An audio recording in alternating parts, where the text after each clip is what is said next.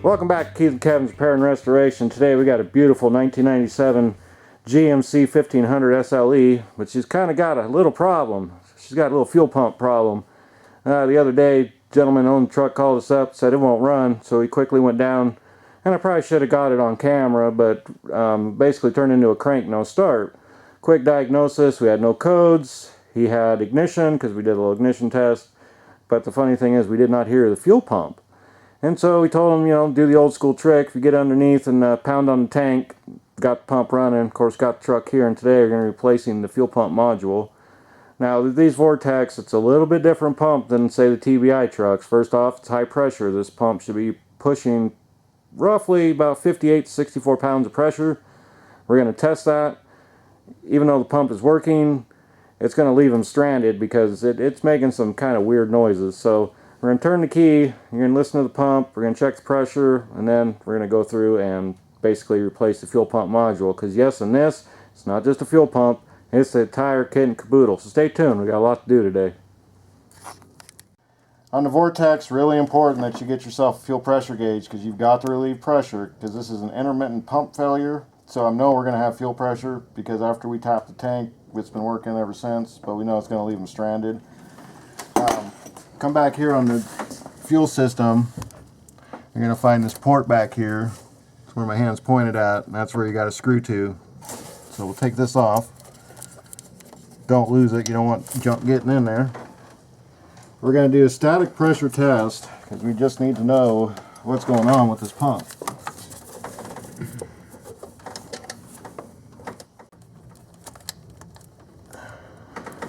Wow. Alright, if you look at the gauge, we have no pressure, so the pump's not even holding back, so he's probably been having some late starts. You've been having some late starts? I have, yeah. Yeah, we have no pressure. Alright, I'm going to hold the camera and then have you go put the key in, and I just want you to turn the key on. I don't want you to start it. We're just doing a static pressure test. But right now, he's got no fuel in his pressure line. You ready? Yep, just key on.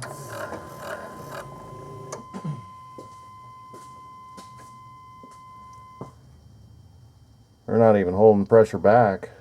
This thing should be holding pressure back.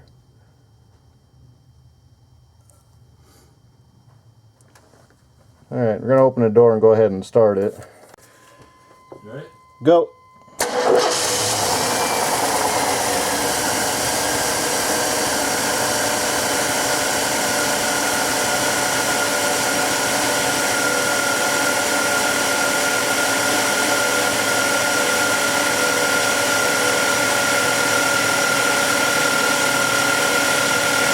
Alright, shut it off.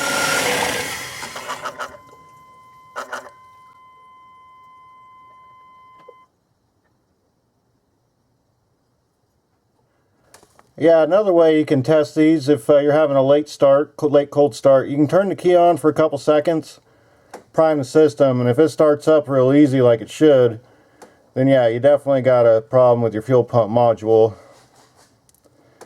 Alright, we're going to go back and do just a key on test with the tank. Now this is the sound you should always hear if this pump's working. Alright, turn the key. That thing sounds different today than it did when we got it running. That pump does not sound happy. Alright, key off.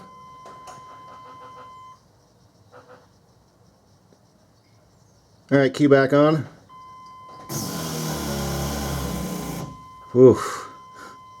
I've heard some bad pumps in my days. I'm surprised this thing's still driving, but it did leave them stranded with a crank no start. So, well, I'm going to show a list here of failure. 1, won't hold back pressure.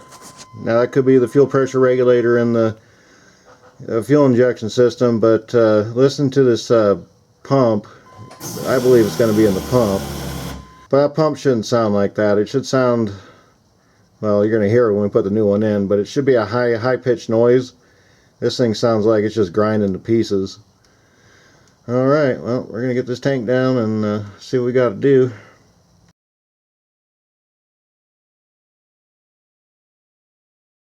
Alright, on these Vortec trucks, and the same with TBIs, you're going to have a fuel tank. Depending on what size, you could have a 22 gallon, 34, 36 gallon. The process is the same.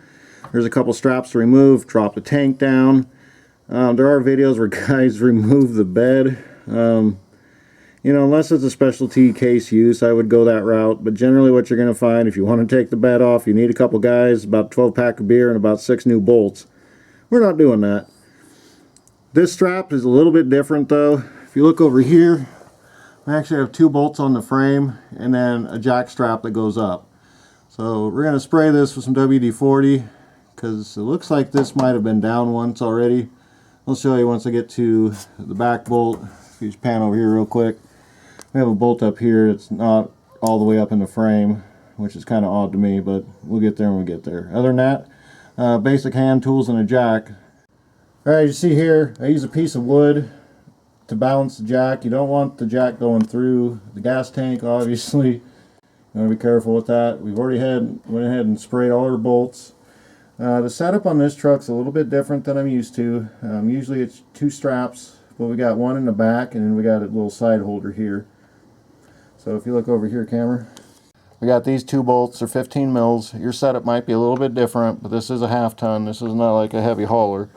So we sprayed those with 15. You should be able just to zip them out. Well, so much for that thought.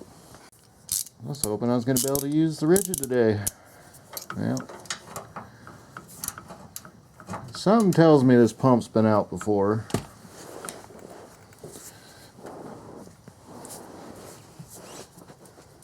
Way over tight. Ugh, it's going to make me work for my money today, ain't it?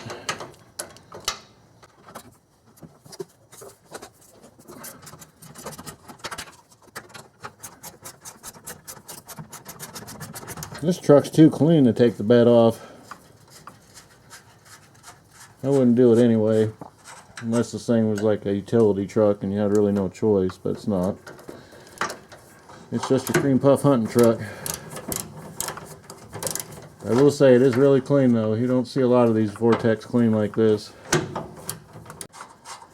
Okay, now that you got these bolts out, once you get that last one out, I'm going to show you here in a sec. The tank's going to have to go that way, so these bolts can clear the frame out, and then drop down, and then we'll have to disconnect the fuel lines while it's still kind of dangling, but we got to take it down gently. But let's get to the back and I'm going to show you the bolt that I think's been out before. Alright, here's the last bolt. We got to get out, drop this tank, and it's really peculiar to me. There's almost a ½ inch difference here. There might have been a slug or something here. We might end up putting one back in, but there should be something here. I don't see the manufacturer leaving that much thread out. That's what I'm saying. I think this has been out before. There had to be a spacer or something there. There will be when I put it back, because that's just retarded. I have a funny feeling we're going to find this tank's been out once. Alright, 15 mil here too. Oh, it's not even tight. Yeah, there had to be a spacer there. If this is the bolt that goes in there, there's a spacer there. And it looks like, if you actually look carefully, once we get this out, you can actually see the outline of the spacer. We're going to call this the Beer 30 pump job.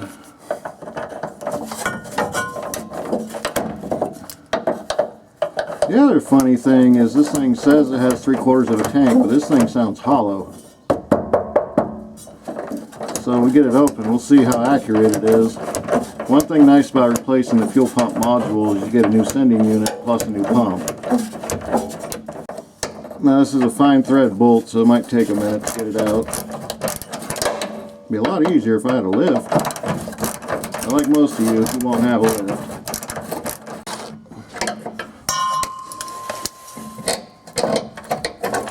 Wow, that is a long beast there.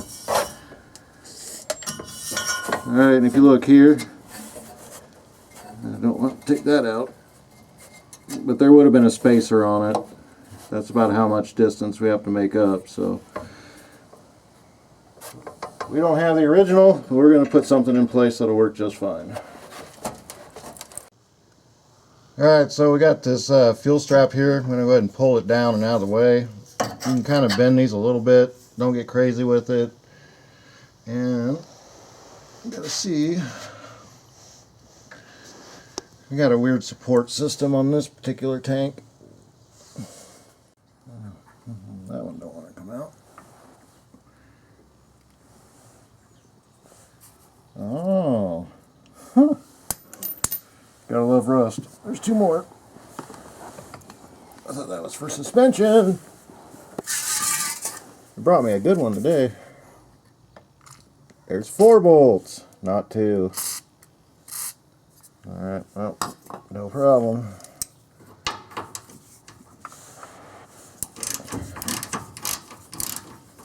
I was wondering why I wasn't wanting to move. The 3/4 ton tank comes out a little bit different. No biggie.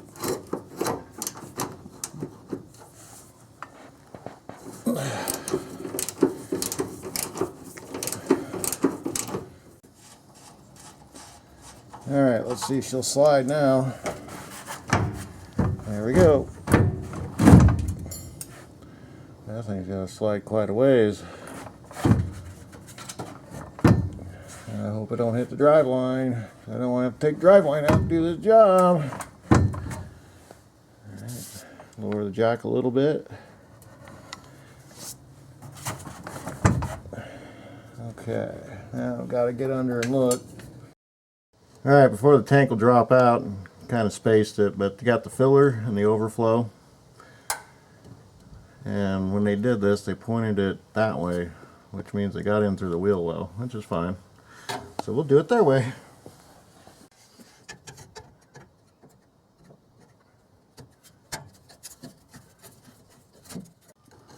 Alright, we're going to get this hose clamp loose.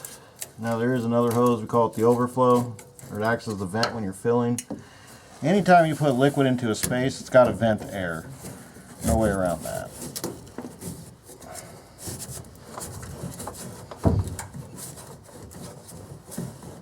Yep, we see the tank moving, so we know that's what's hanging us up. Alright, so we're inside the wheel well, and that's what we're fighting at right there. You'll see that the one clamp right there, I'll zoom in on. You got to get that clamp off, and you got to get this hose off, and we're able to move the tank. So that's kind of what's hanging us up right now. No big deal. I wish whoever put this thing back together would have thought about the guy who's got to take that off, because it's right into the cab. Alright, we're going to keep working at it. Oh, one other note. Already had disconnected the fuel pump sending unit wire because I don't want to do any damage to the wire coming off the frame. And there is a ground. If you don't hook it back up, you'll have no pump action. Lovely, huh? Alright, we're going to continue on. Kind of had to get creative here. When I put this back together, we're going to change the clamp location. It shouldn't take a specialty tool to get this clamp off.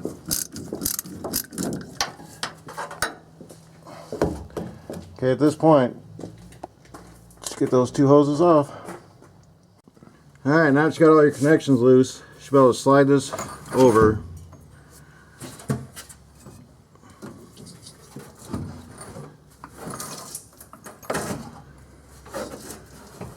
And get this odd little frame mount loose.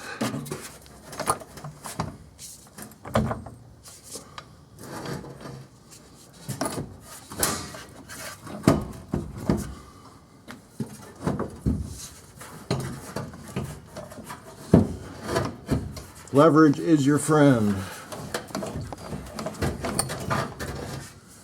Alright, drop it out a little bit more. Be careful not to do this too fast. This frame mount's still kind of messing with me a little bit.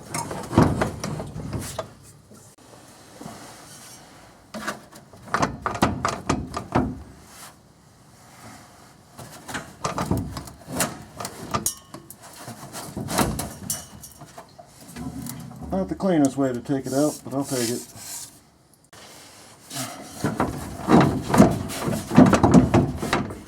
Could have had this jack centered a little better.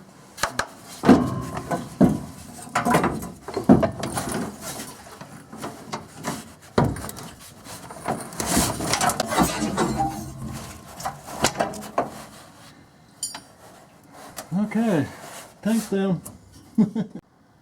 Alright, didn't come out as clean as I wanted to, but it's on the ground. Now we got to disconnect the main fuel line, the return line, and the evap line, which we should be able to get to it. You're going to need some flare wrenches.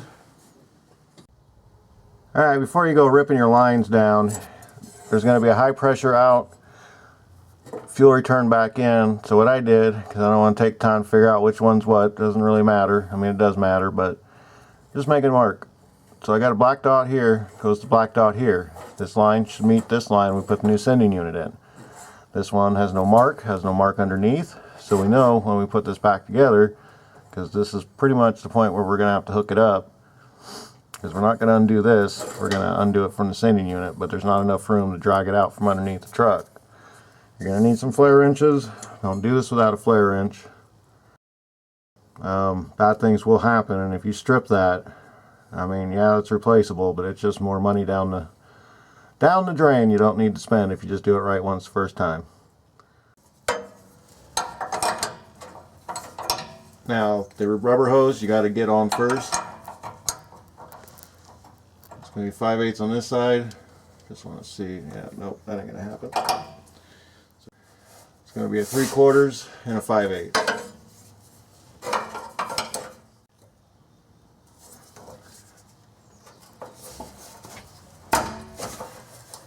Alright, see now it's loose.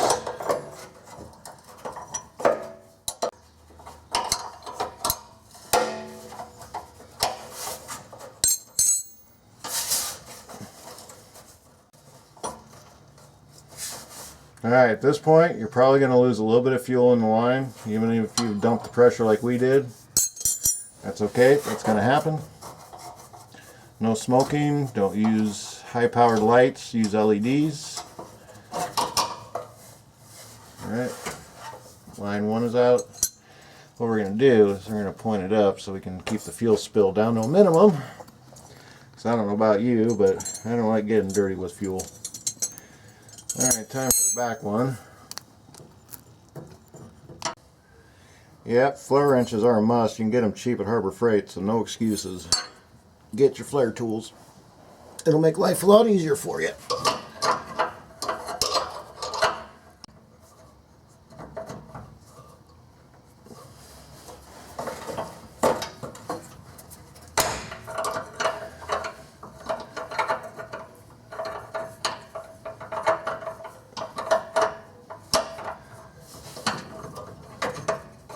Yeah, we're going to call this one not the fun one to get at.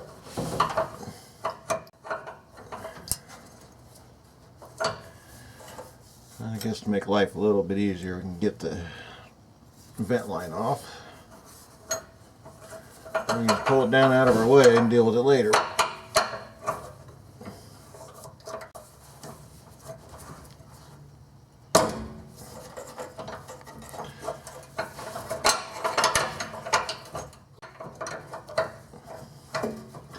Yeah, this back one hasn't been too fun to do.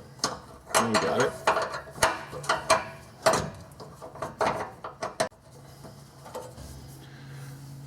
Yeah, I'm done messing with that vent line. Stay right there.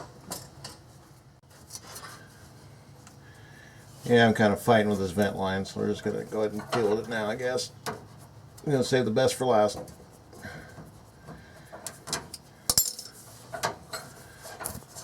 Pull the clamp, pull it back. There should be no fuel in that line. Vent line, be gone.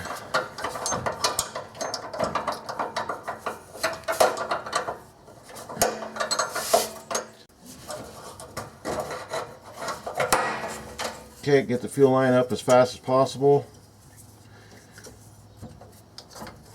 We're just going to stuff that open the frame. It'll stay. And it will. Alright, everything's out of our way. Vent line's off. Power to the pump's off. Overflow hose is off. Fuel filler hose is off. And now we're ready to drag this tank out. Alright, we had to lift the truck up a little bit. She's a little short two-wheel drive truck, so you know, four-wheel drive is going to be up a little higher. Not too bad.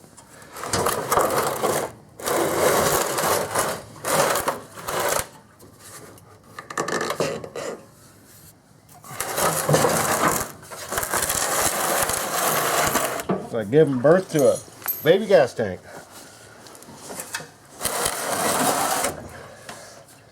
And if you want to know, the field gauge was definitely correct. Alright, tank out. Stay tuned, part 2 coming soon.